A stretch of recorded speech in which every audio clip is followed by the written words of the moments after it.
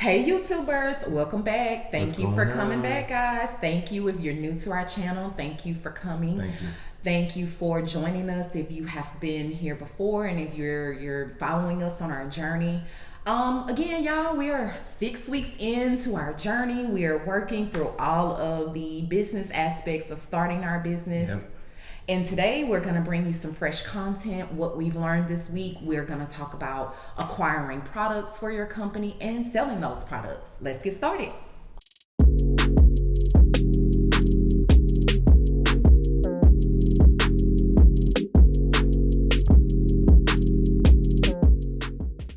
When you're trying to determine what products you want to sell initially when you're setting up your business, you should definitely focus on what your customer base want.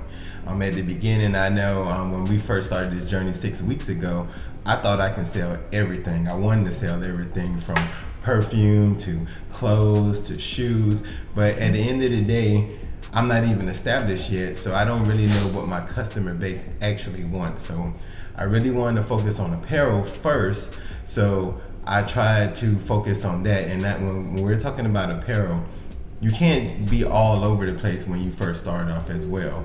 You want to focus on a couple of key items that you want to specialize in. Like say for instance, you want to make gym or workout type clothes. You should start with the gym or workout clothes first, and then start venturing out as you starting to understand your customer base needs, desires, and wants more as your business grows. So number one, establishing your target market, understanding what that target market wants. And your target market, think of it as when you look at a person, what does that person look like? How old are they? What is their ethnicity? What things are they into? What activities do they want to participate in? And build up that list, and then that becomes your target market.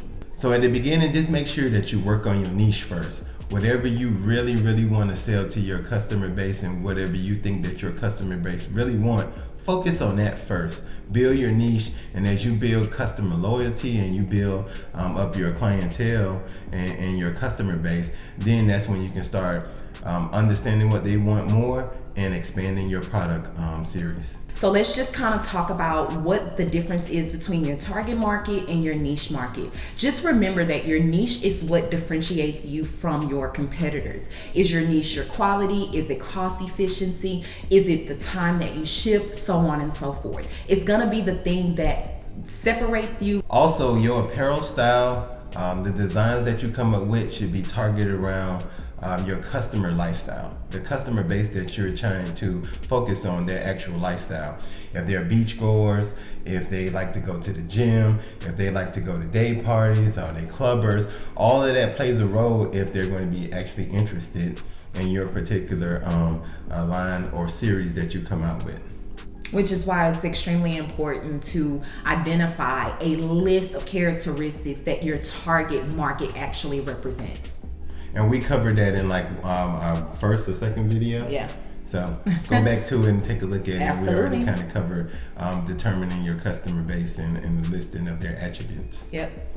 Also, you want to understand who your competitors are, because those are the same people that's trying to target styles they have, what type of colors they're using, what type of designs they have. All of these things are going to be your competition. So you kind of want to be in line, but you want to still have some stuff that differentiates you from your competitors. Is it going to be quality? Is it going to be price? Are you going to offer maybe some additional colors that your other competitors don't have?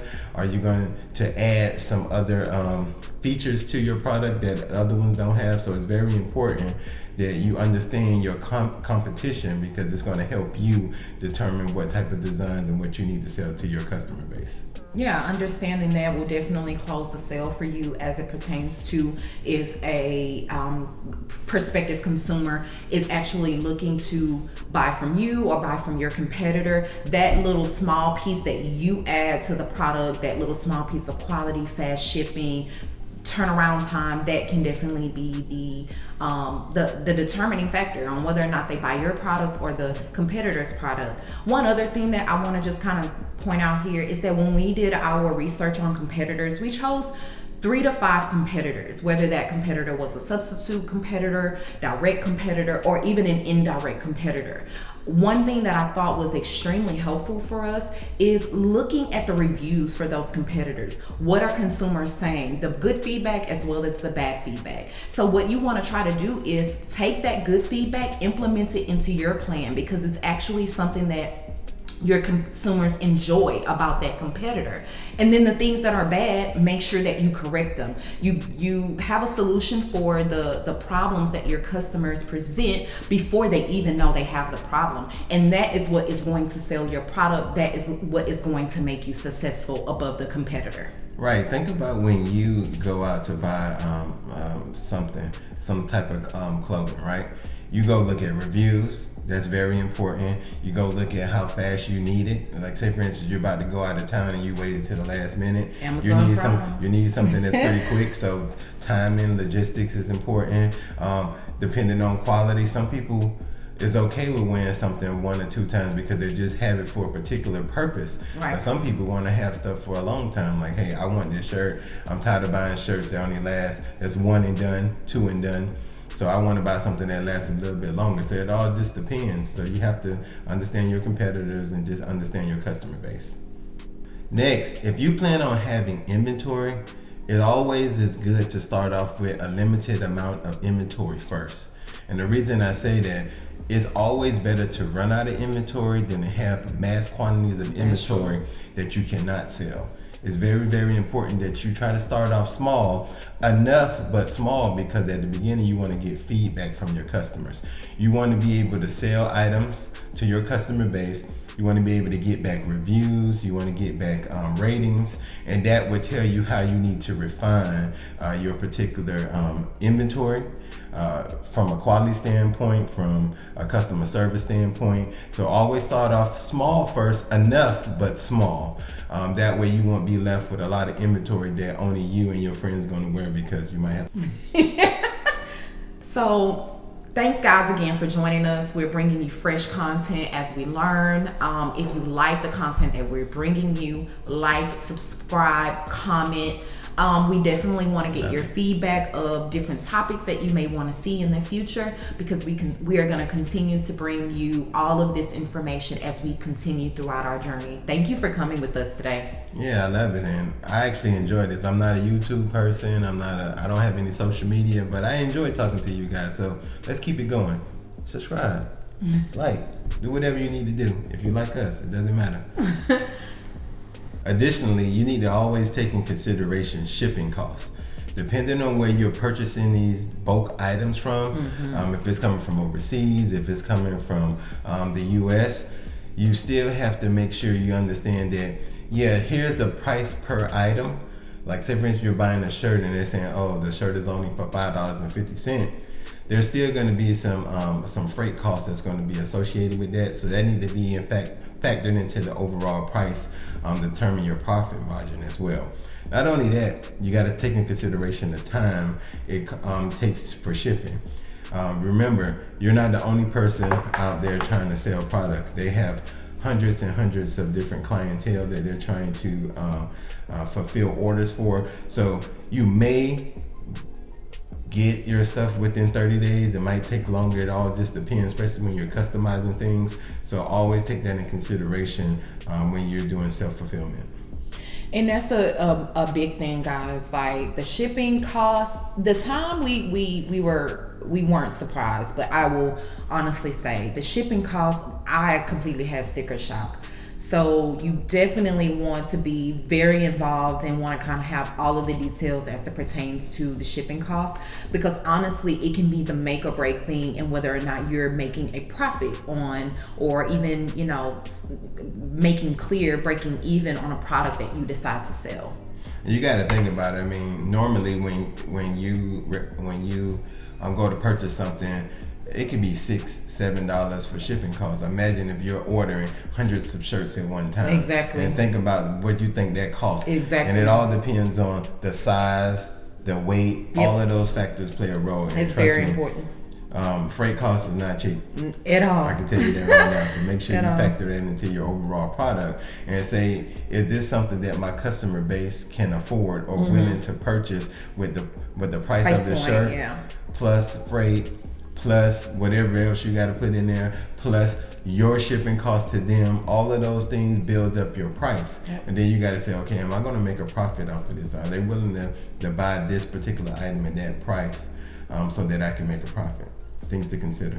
Now those were the cons, but there are a lot of pros when you're doing your own self-fulfillment. Number one, you have a complete span of control over your quality, the product, the materials that you actually get. You get to test those materials, kind of give them a run, see how they feel, look, those types of things. Additionally, you have a lot of flexibility when it comes to how you're designing your product. You don't have those limitations, like if you want this to be red, if you want that to be blue, if you want it to be wide, narrow, so on and so forth. You have that flexibility. Yeah, when you're working directly with manufacturers, I mean, they're going to give you some type of examples that they already have done in the past, but then you can manipulate them as much as you want with different types of materials. You can mix and match. You can move things around on different apparel. You definitely have way more flexibility and then quality.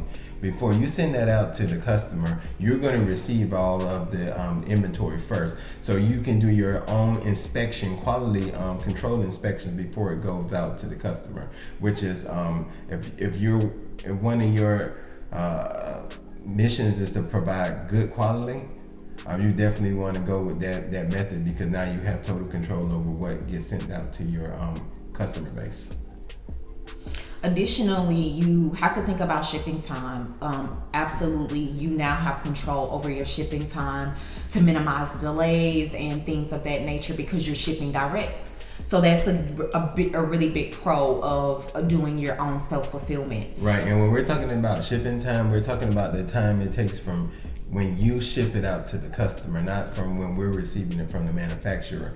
Because now you can control, when you're working with drop shippers, they kind of control when it's going to get shipped out, because they have other orders, they have other things to fulfill. They might not have the inventory right then and there, so the shipping time might be longer. But when you have the inventory, you can control it. Hey, I just work a couple of hours to make sure that I get all of these orders out today, so that people can receive it within 2 to 3 days. And there are no third-party costs. I mean, you are shipping yourself, so if you have some really cool wrapping paper that you want to use, you can use that at no additional cost. If you have some really cool labels, things that you want to add into the packaging and the shipping, all of that becomes no cost to you. We have done a lot of research, and we found that using drop shippers, any add-ons into packaging will be additional fees to that particular package. Every single package, every single additional item that you add into that package can potentially cost you a fee. So now we're talking about, you have to purchase your inventory. You have to get it sent to you, which you have the shipping costs you have to factor into. Also, there's other things that you have to factor into, like when you're using a drop shipper, that fulfillment cost, you're gonna have to add that into that. We'll get into drop shippers right after we talk about this, but you save on fulfillment costs when you're doing it yourself, and trust me, the fulfillment costs can add up and eat into your profit margin. And that brings us to the last point about the pros of self-fulfilling. You reduce the cost per item and hence put more money in your pocket. So whereas if you done a third-party vendor that is doing the drop shipping for you, you have additional costs added onto each product, minimizing the amount of money that you actually get to keep or reinvest in your business, because that's what it's all about at the end of the day. And I want my monies. Me too. Now let's get into the drop shipping model. Drop shipping is when you don't have your actual physical inventory on hand, but you let a third party resource, a drop shipper, actually control all of your inventory and fulfill the orders as they come in and deal directly with your customer as far as logistics to getting the inventory to the customer. So as a result, you don't have to have inventory on hand. You don't have to have a lot of upfront money to get started. And also you don't have to have storage space for the different inventory that you're trying to maintain. That's all handled by the drop shipper. All you have to have is the design and a storefront or an online store so that you can actually sell the products. So let's talk about the cons of drop shipping. There's a lot of cons as well. Number one, the first con is that your profit margins is definitely going to be lower than if you were doing your own self-fulfillment. You got to remember, like we pointed out earlier, they're going to charge you more. There's a cost for them fulfilling your order. And also, normally the price for the inventory is slightly higher than what you can get if you work directly with a wholesaler or manufacturer. And also, when you're talking about fulfillment, like my wife mentioned earlier, you do have to understand that they're going to charge you 9 times out of 10 for any add-ons or anything that you add into your package. Like that nice wrapping paper that you purchased with your label on it. They're going to charge you to put that in there. That nice little thank you card that you want to give out to your customers for buying your products, they're going to charge you for that. Okay. Any little thing extra that you add into your packaging or any additional wrapping that you want to add or protection, they charge you for those things. So you have to take that in consideration. And what does that do? That add on to your overall cost, which reduces your profit margin. So always keep that in mind. Con number 2. You definitely have less control over your quality and consistency of your product. Remember, you're not seeing these products firsthand. What you're going to do is design, and then there's going to be certain drop shippers that you work with. Depending on what service you use, you might have multiple drop shippers that whoever is available to fulfill that order will fulfill it for you. So what that's going to lead to is a variation in your product quality. Some people might do it from China, some people might do it from Mexico, it might be done in the US. All of those variations is going to send your products out differently. So that definitely is very key, especially if you're focused on quality. You definitely want to make sure that that's something that you think about before you use a drop shipper. So let's talk about the pros. Number one, the pros are if you're wanting to get started in this type of business and you don't have a lot of money, this is a great opportunity, definitely. A great way to kind of break into the market, make a little bit more money, then you can invest and kind of redirect yourself. So it takes little or even no upfront cost. I think the upfront cost that may be important to kind of point out here is that if you want to test any of the products, then you may have to buy some samples just to kind of test the products before you start to use a drop shipping method. Right, and there are a lot of different drop shippers out there that you can utilize. A lot of people use Shopify and when you or Wix, and when you set up your website or your storefront online, they already have the capability to work directly with drop shippers. It's already built into the platform. So all you have to do is set up your website, set up the different products, design some products, and then the drop shippers handle it from there, and all you have to do is monitor your sales. So it is a good way to get started quick and fast, and then as you build up your clientele, you can start to go to the self-fulfillment side if that's something that you desire. Now, when he says all you have to do, it's not easy. Yeah, but it's a little bit more simplistic than actually doing your own self-fulfillment. So we don't want to allude that it's just all you have to do. Right. I just want to let you know that you can start your business with no money. Period. So you can do drop shipping and you'll be good to go. Yes. So if it's money that's your concern, drop shipping should be your first method. Absolutely. And the last point that we want to bring out, the last pro, is that you have low overhead costs.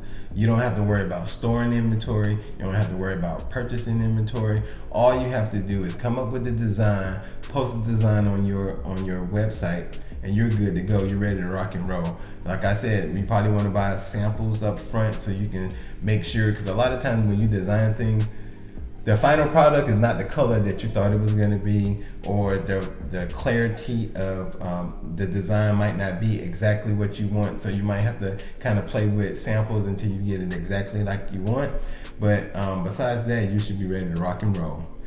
Once again, I'm going to put links down at the bottom that's going to show you the different pros and cons for both of them. There's a whole list of them. We just try to bring you some of the major ones, but there definitely are more pros and cons that you can review to decide which method is best for your business.